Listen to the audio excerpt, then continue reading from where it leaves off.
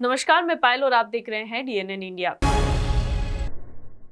पुष्कर के स्थानीय मेला स्टेडियम में पुष्कर मेले में आए विदेशियों को राजस्थान की संस्कृति से रूबरू कराने के लिए पर्यटन विभाग की ओर से विभिन्न प्रकार की प्रतियोगिताओं का आयोजन किया जा रहा है। देशी और विदेशी टीम के बीच कबड्डी मैच व अश्व नृत्य प्रतियोगिता का आयोजन हुआ। पुष्कर के स्थानीय मेला स्टेडियम में पुष्कर मेले में आए विदेशियों को राजस्थान की संस्कृति से रूबरू कराने के लिए पर्यटन विभाग की ओर से विभिन्न प्रकार की प्रतियोगिताओं का आयोजन किया जा रहा है। इसी कड़ी में आज देशी और विदेशी टीम के बीच कबड्डी मैच खेला गया, जिसमें स्थानीय खिलाड़ियों ने विदेशी पर्यटकों को 43-29 से पराजित किया।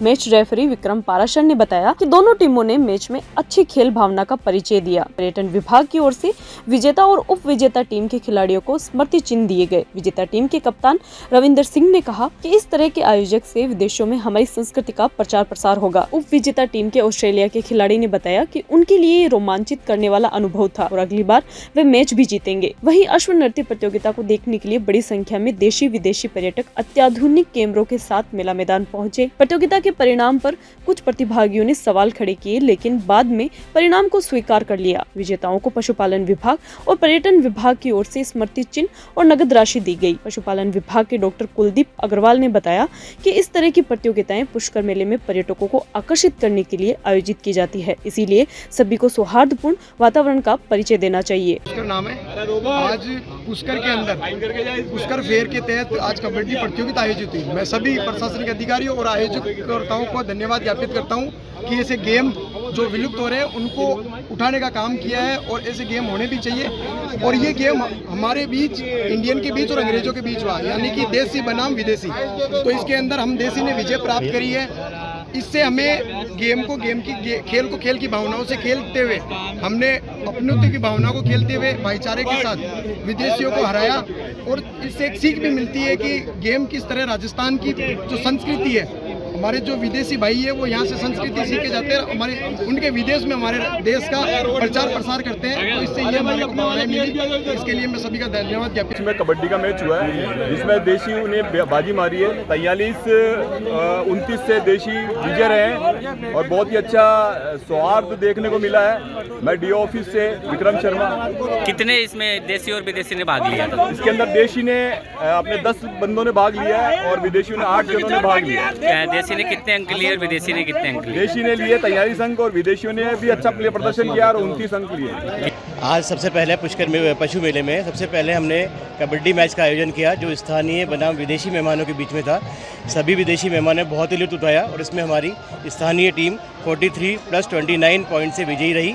वह जो हमारे विदेशी मेहमानों ने इस प्रतियोगिता में बढ़ चढ़कर हिस्सा लिया और बहुत ही ज़्यादा लुत्फ उठाया। इसके बाद हमारी घोड़े नृत्य प्रतियोगिता, हॉर्स डांस कॉम्पिटिशन आयोजन किया गया, जिसमें लगभग 15 प्रतियोगी ने भाग लिया, जो एक एब्सेंट रहा। और ये भी हमारी 3 जूरी ने इनको जज किया। इसके बाद में प्रथम स्थान पर इस्माइल खान, द्वितीय स्थान पर चावंडिया के अशोक कुमार और तृतीय स्थान पर वे विजयी रहे। इन तीनों को पर्यटन विभाग की ओर से नकद राशि व मोमेंटो देकर विजेता घोषित किया गया। मैं एक निवेदन करना चाहूँगा सभी मेलार्थियों से, पधारे हुए से, ये प्रतियोगिता पर्यटकों के लिए, स्थानीय लोगों के लिए, प्रशासन के लिए, पशुपालन विभाग के लिए, वह सबके लिए एक तरीका है हॉर्स को, ऊँट को बढ़ावा देने के लिए। सभी प्रतिभागी इसमें हिस्सा लेते हैं। हर प्रतिभागी प्रथम द्वितीय नहीं आ सकता, सभी बहुत मेहनत करते हैं, लेकिन जो जूरी का डिसीजन होता है वह सर्वमान्य होता है। इसलिए सभी को ये ध्यान रखना चाहिए कि आज अगर 15 हॉर्स हिस्सा ले रहे हैं तो सभी प्रथम नहीं आ सकते।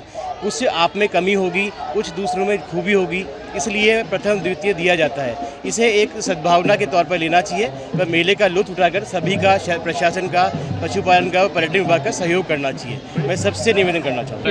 It was a great experience. Got lots of players from Australia, England, Netherlands. So it was great fun. We enjoyed kabaddi. We lost against the local team, but it was our first time. So next time we beat them. Bharatiya Janata party की 5 बार की विधायक एवं पूर्व मंत्री अनीता बघेल की ओर से ADA के उपायुक्त भरतराज गुर्जर पर लगाए गए भ्रष्टाचार के आरोप और विवादित टिप्पणी को लेकर गुर्जर समाज के लोग कलेक्ट्रेट पहुंचे और जिलाधीश को प्रधानमंत्री और मुख्यमंत्री के नाम ज्ञापन सौंपा। समाज के लोगों ने कलेक्ट्रेट के बाहर विरोध प्रदर्शन किया। भारतीय जनता पार्टी की 5 बार की विधायक एवं पूर्व मंत्री अनीता भदेल की ओर से एडीए के उपायुक्त भरतराज गुर्जर पर लगाए गए भ्रष्टाचार के आरोप और विवादित टिप्पणी को लेकर गुर्जर समाज के लोग कलेक्ट्रेट पहुंचे और जिलाधीश को प्रधानमंत्री और मुख्यमंत्री के नाम ज्ञापन सौंपा। समाज के लोगों ने कलेक्ट्रेट के बाहर विरोध प्रदर्शन भी किया। समाज के लोगों ने कहा कि राजस्थान सरकार के मंत्री झाबर सिंह खर्रा के समक्ष विधायक अनीता भदेल ने अजमेर विकास प्राधिकरण में तैनात उपायुक्त भरतराज गुर्जर के विरुद्ध अशोभनीय टिप्पणी की और उनको भ्रष्टाचारी बताते हुए धमकी दी। एक जनप्रतिनिधि का प्रशासनिक अधिकारी पर दबाव बनाने के लिए किया गया यह दुष्कृत्य अत्यंत ही निंदनीय है। गुर्जर समाज ने ज्ञापन देकर विधायक के विरुद्ध उचित कानूनी कार्रवाई करने और गुर्जर समाज के सम्मान को बचाने की मांग की है। पूर्व में विधायक अनीता भदेल की ओर से आरोप लगाए जाने के बाद 10 नवंबर को गुर्जर समाज के पदाधिकारियों की बैठक देवरा मंदिर में हुई थी, जिसके बाद समाज के लोगों ने जिलाधीश को ज्ञापन सौंपा है। आज यहाँ पर हमने जिलाधीश महोदय को ज्ञापन दिया है और पूरे गुर्जर समाज अजमेर जिले की तरफ से हमारे पूर्व विधायक रामनारायण जी और हरी सिंह जी, अर्चन नाथरा जी और सभी जितने भी हमारे एसडीएम साहब राम सुख जी, पूरे गुर्जर समाज इस मुद्दे पर एकजुट है कि अनीता भदेल जी जो एक विधायक है, उन्होंने इस तरह की अमर्यादित भाषा का प्रयोग किया। उनको विधायक बनने से किसी को मारपीट करने का लाइसेंस नहीं मिल जाता है। वो उत्तर विधानसभा के अंदर जो हमारे उपायुक्त लगे हुए थे भरतराज गुर्जर जी, उनके खिलाफ इतनी गलत भाषा उन्होंने प्रयोग की कि मैं उनको मारूंगी। मैं आपके चैनल के माध्यम से कहना चाहता हूं कि मारना तो बहुत दूर की बात है। लोकतंत्र में, चुनी हुई सरकारों में सबको अपनी बात रखने का अधिकार है। उनकी राजस्थान में सरकार है और वो खुद विधायक है। वो यदि चाहे तो उनके किसी भी प्रकार के भ्रष्टाचार के जो आरोप उन्होंने लगाए उनकी जाँच करा सकती है, निष्पक्ष जांच करा के कार्रवाई करवा सकती है, लेकिन इस तरह की अमर्यादित भाषा नहीं बोल सकती। और इसको लेकर के पूरा गुर्जर समाज अजमेर जिला और पूरे राजस्थान में गुर्जर समाज के लोग ये जो उपचुनाव हो रहे 7 सीटों पर, उस पर भी हम किसी भी सूरत में हम अपील करते हैं जनता से, जो हमारे गुर्जर समाज के लोग हैं, किसी भी सूरत में एक वोट भाजपा को नहीं दे, क्योंकि अनीता भदेल जी खुद प्रवक्ता है भारतीय जनता पार्टी की। तो या तो भाजपा ये स्पष्ट करे कि ये अनीता भदेल जी का व्यक्तिगत बयान है या भारतीय जनता पार्टी का बयान है। उन्होंने एक निष्पक्ष और ईमानदार अधिकारी जो भरतराज गुर्जर है, जिन्होंने अभी उपराष्ट्रपति जी ने सम्मानित किया है, और हमारे देवमाली गांव को जिन्होंने पूरे विश्व में पर्यटन के रूप में पहचान दिलाई है, ऐसे एक ईमानदार अधिकारी पर जो आरोप लगाए वो झूठे हैं। उन्होंने आरोप भी लगा दिए, जांच भी कर ली और उन्होंने सजा भी दे दी। ऐसे वो कोई न्यायाधीश नहीं है। और कोई भी व्यक्ति होता तो कानूनी प्रक्रिया है जांच करने की, वो जांच करें।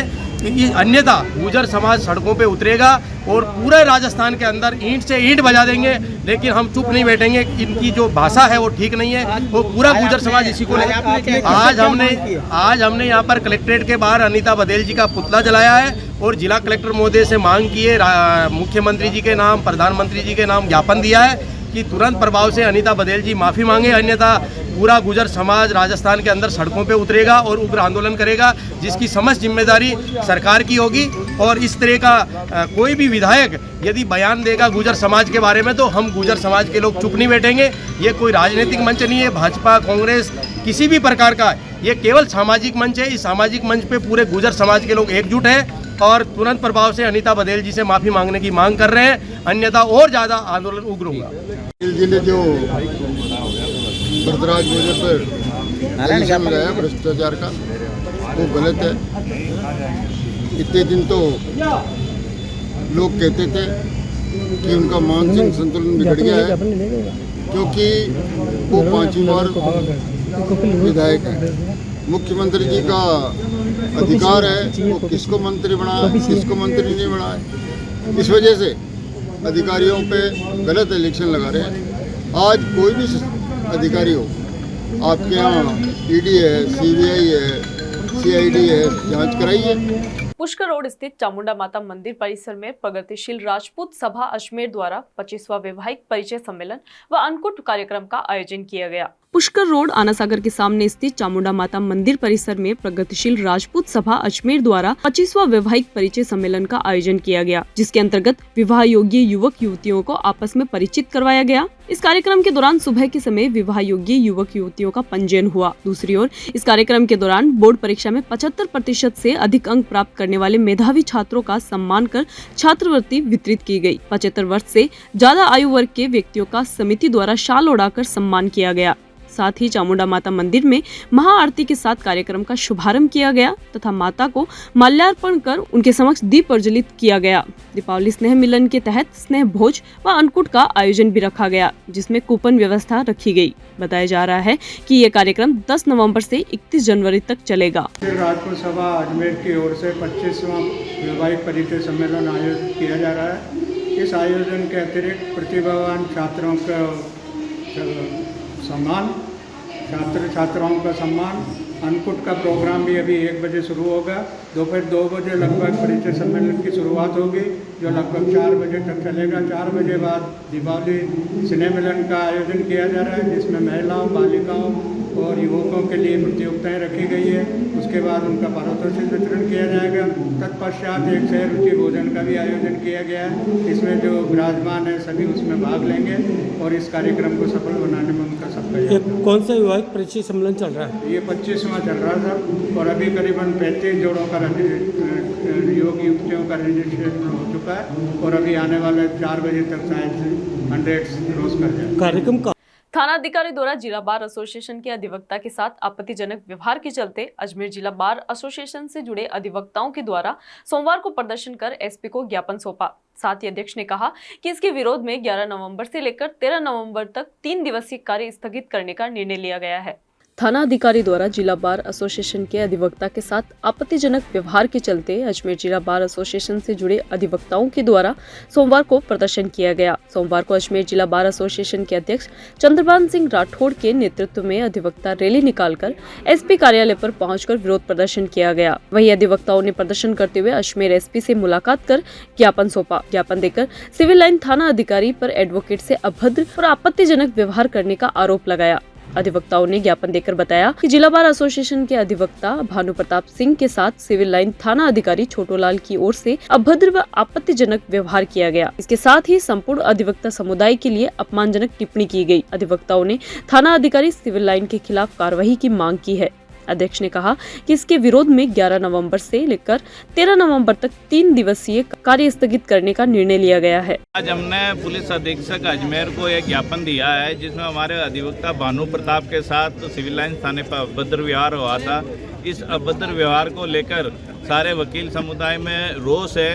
आप रेवेन्यू बार, कलेक्ट्रेट बार और सेशन बार तीनों इकट्ठे होकर आज प्रदर्शन के लिए आए हैं और बार काउंसिल के मेंबर योगेंद्र जी भी आए हैं और सभी ने ये कहा है, एक मुश्त होकर कहा है, पुलिस अपना व्यवहार नहीं सुधार। अजमेर के शास्त्री नगर स्थित प्रहलाद गार्डन में लाडली घर शास्त्री नगर की ओर से भागवत कथा का आयोजन किया गया, जिसका समापन आज हुआ है, जिसके अंतर्गत कृष्ण सुदामा का प्रसंग आयोजित हुआ। अजमेर के शास्त्री नगर स्थित प्रहलाद गार्डन में लाडली घर शास्त्री नगर की ओर से 4 नवंबर को भागवत कथा का आयोजन किया गया, जिसका समापन आज हुआ है। भागवत कथा का समापन कृष्ण सुदामा मिलन के साथ हुआ। वहीं कार्यकर्ताओं ने बताया कि भागवत कथा की शुरुआत में डॉक्टर कृष्णानंद जी गुरुदेव ने भागवत कथा के महत्व के बारे में, साथ ही भागवत कथा के विभिन्न प्रसंगों के बारे में विस्तार से जानकारी दी। कथा के दौरान विभिन्न झांकियां बनाई गई, भक्त भजनों के साथ थिरकते नजर आए। वृंदावन से आए बाल कलाकारों द्वारा भागवत कथा में प्रस्तुतियां देते हुए झांकियों के साथ हर दिन सांस्कृतिक कार्यक्रम प्रस्तुत किए। इस भागवत कथा का वाचन डॉक्टर कृष्णानंद जी गुरुदेव के श्रीमुख से किया गया। डॉक्टर कृष्णानंद जी गुरुदेव ने ऐलान किया कि आगामी दिनों में शास्त्री नगर स्थित प्रहलाद गार्डन में राम कथा करेंगे, जिनका कार्यकर्ताओं द्वारा समर्थन भी किया गया।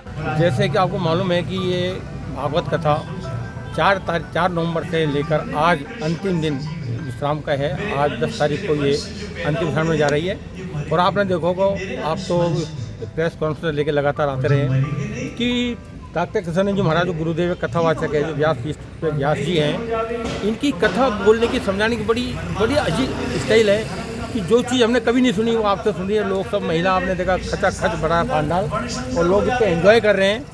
और आज आज का जो प्रसंग है सुदामा जी का, वो सुन के देखो आप कितना गजब। अरे द्वार पालो में लोग झूम उठे, इतना गजब उसमें कि लोगों को करुणा भाव जो आता।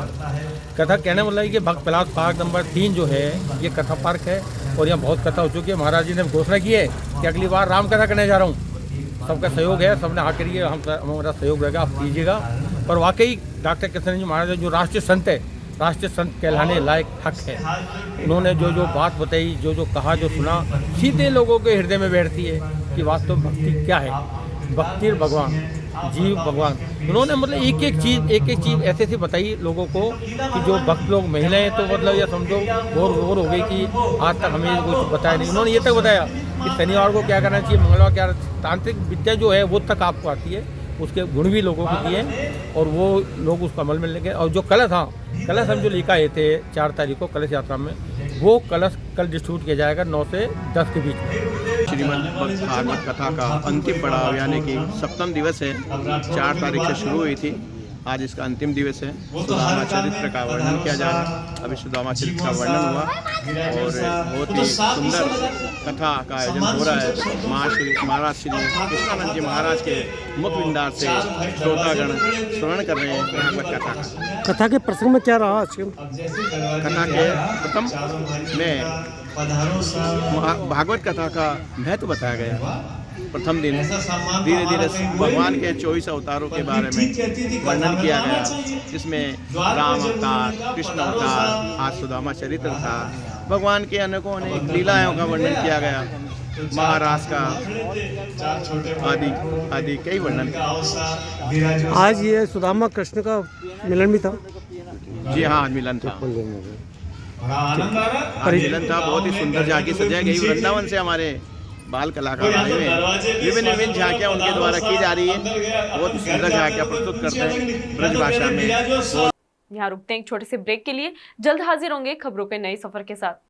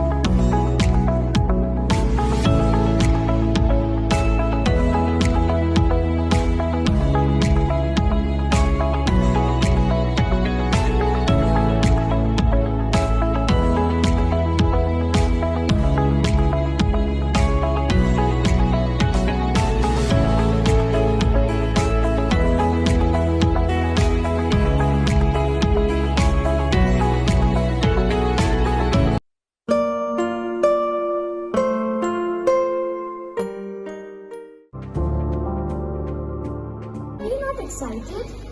Holidays will be very boring for me.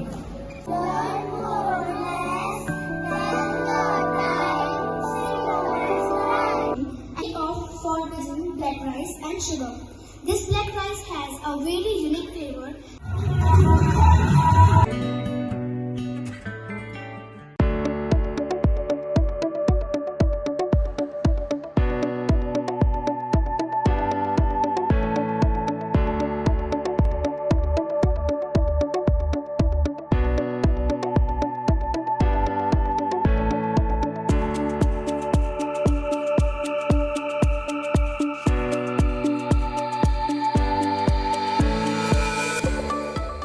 Ajmer की कोटड़ा स्थित वार्ड नंबर 3 की बंजारा बस्ती में बन रही सीसी सड़क पर वार्ड के पार्षद द्वारा रोक लगाने के चलते वार्ड के लोगों में भारी रोष व्याप्त, जहां क्षेत्रवासी प्रशासन के खिलाफ नारेबाजी करते नजर आए। अजमेर की कोटड़ा स्थित बंजारा बस्ती में वार्ड नंबर 3 में बन रही सीसी सड़क पर वार्ड के पार्षद द्वारा रोक लगाने के चलते वार्ड के लोगों में भारी रोष व्याप्त है। वार्ड के लोगों ने बताया कि पिछले दिनों हुई भारी बारिश से पूरे शहर की सड़कों की हालत पहले से ही खराब हो रही थी।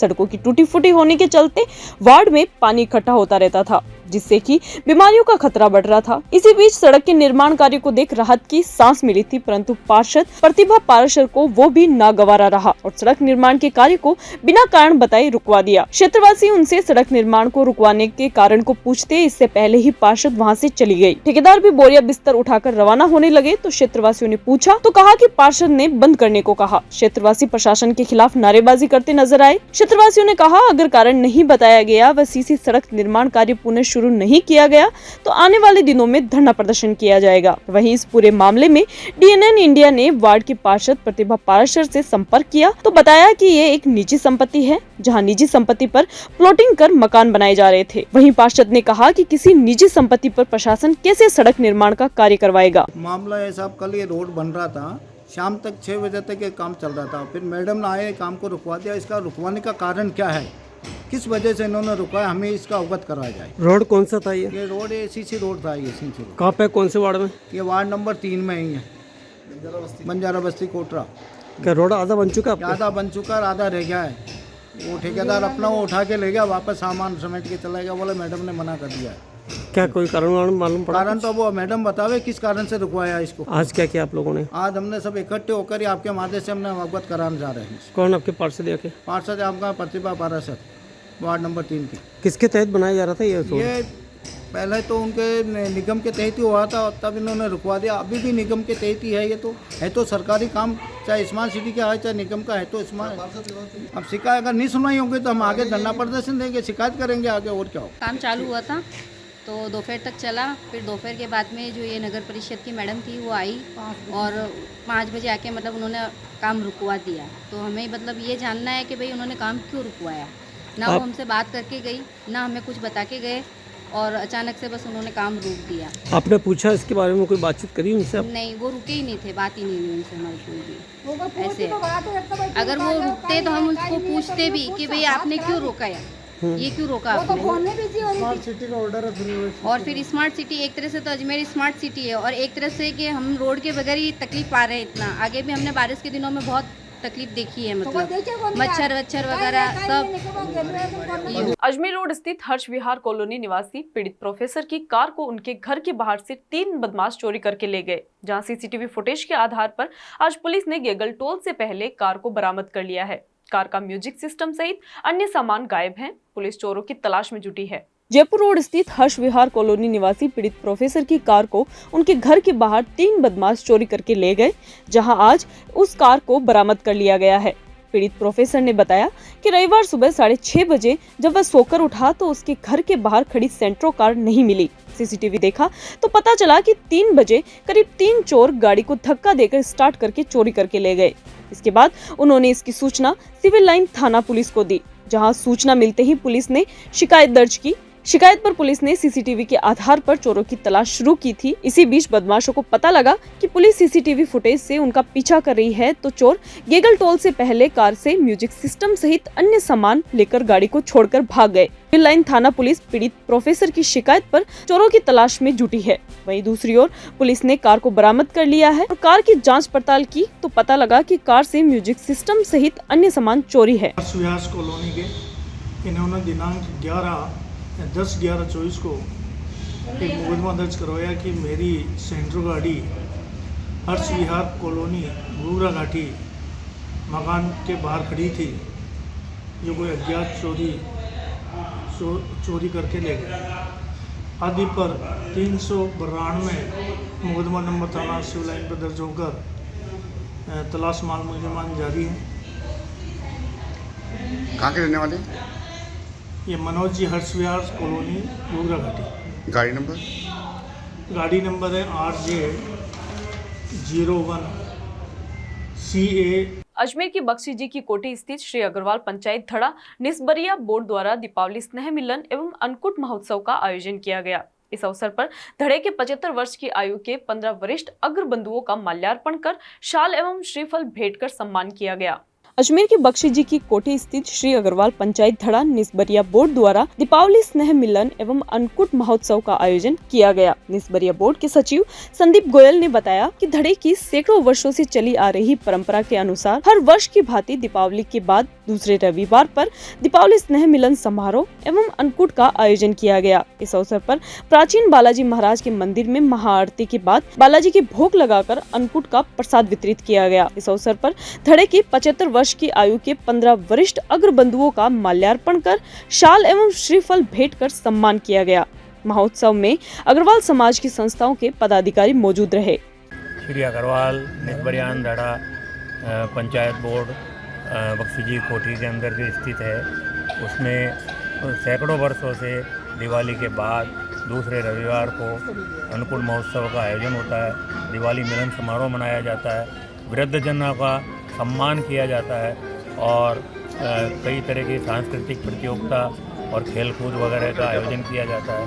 और यहाँ इनका हमारा निजी मंदिर श्री बालाजी महाराज का निजी मंदिर है, उसके अंदर प्रसादी करके प्रसादी का भोग लगाकर और उसकी आरती करते हैं। और फिर समाज के सभी सदस्यों का सामूहिक भोजन होता है, इसको निःशुल्क रखा जाता है। ये हर साल होता है और बड़ा आनंदमय वातावरण होता है और इससे बड़ा अच्छा आपस के अंदर सामंजस्य बनता है। अजमेर के माल रोड स्थित जिला गोड ब्राह्मण सभा का दीपावली स्नेह मिलन और अन्नकूट महोत्सव सभा भवन में आयोजित किया गया, जहां इस अवसर पर समाज के लोगों द्वारा सांस्कृतिक कार्यक्रमों की भी प्रस्तुतियां दी गई। प्रतिवर्ष की भांति इस वर्ष भी अजमेर के माल रोड स्थित जिला गोड ब्राह्मण सभा का दीपावली स्नेह मिलन और अन्नकूट महोत्सव सभा भवन में आयोजित किया गया, जिसके अंतर्गत बताया गया कि आज की भागदौड़ भरी जिंदगी में समाज के लोगों के पास समय नहीं रह पाता है कि वे आपस में मिले जुले। इसी को देखते हुए दीपावली स्नेह मिलन का आयोजन किया गया। वहीं इस कार्यक्रम के तहत समाज के लोगों ने एक दूसरे को दीपावली की बधाई दी, जहां बताया जा रहा है कि दीपावली स्नेह मिलन का उद्देश्य यह है कि समाज के लोगों को एकजुट होकर रहना चाहिए, जिससे कि आगामी ज्वलंत समस्याओं से बचा जाए।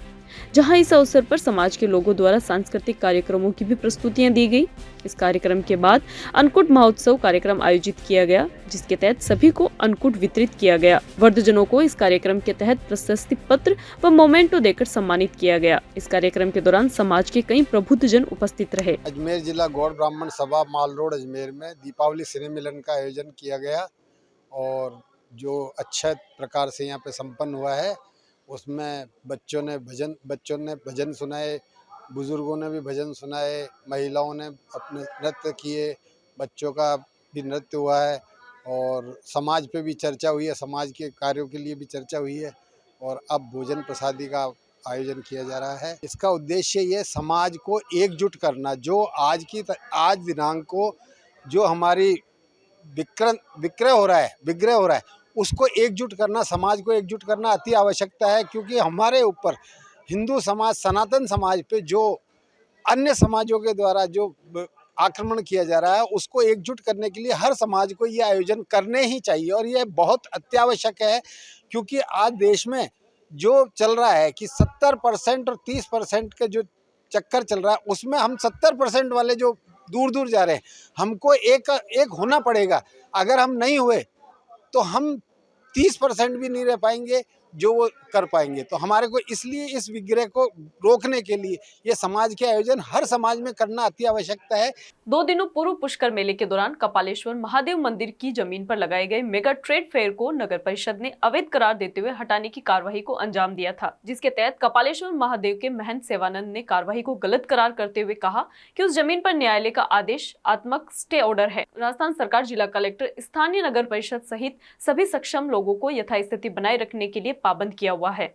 2 दिनों पूर्व पुष्कर मेले के दौरान कपालेश्वर महादेव मंदिर की जमीन पर लगाए गए मेगा ट्रेड फेयर को नगर परिषद ने अवैध करार देते हुए हटाने की कार्रवाई को अंजाम दिया था, जिसका विरोध करते हुए कपालेश्वर महादेव के महंत सेवानंद ने मीडिया से वार्ता के दौरान कहा कि जिस जमीन को विवादित बताकर नगर परिषद प्रशासन दुकानदारों को तुरंत प्रभाव से हटा देने की चेतावनी दे रहा है, दरअसल उस जमीन पर न्यायालय का आदेश आत्मक स्टे ऑर्डर है, जिसमें राजस्थान सरकार, जिला कलेक्टर, स्थानीय नगर परिषद सहित सभी समक्ष लोगों को यथास्थिति बनाए रखने के लिए पाबंद किया गया है। शिवानंद गिरी महाराज ने परिषद प्रशासन द्वारा उनके साथ अन्याय किए जाने के आरोप भी लगाए।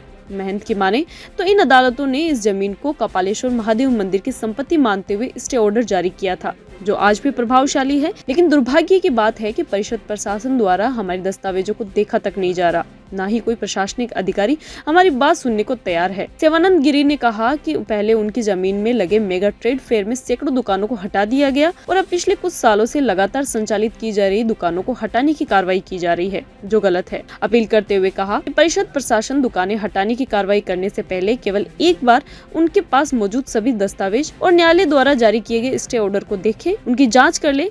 यदि फिर भी नगर परिषद प्रशासन को लगता है कि हम गलत हैं, तो पहले वो मुझे गलत साबित करे और फिर किसी भी कार्रवाई को अंजाम दे। महंत ने कहा कि कम से कम परिषद प्रशासन पहले हमारी बात तो सुने, हमें हमारी बात रखने का एक अवसर तो प्रदान करे। मामला ये है, श्री कपालेश्वर महादेव मंदिर ट्रस्ट की जमीन कपालेश्वर मंदिर के गेट से ब्रह्मा मंदिर रोड के बीच में स्थित है और उसका जो खसरा नंबर है वो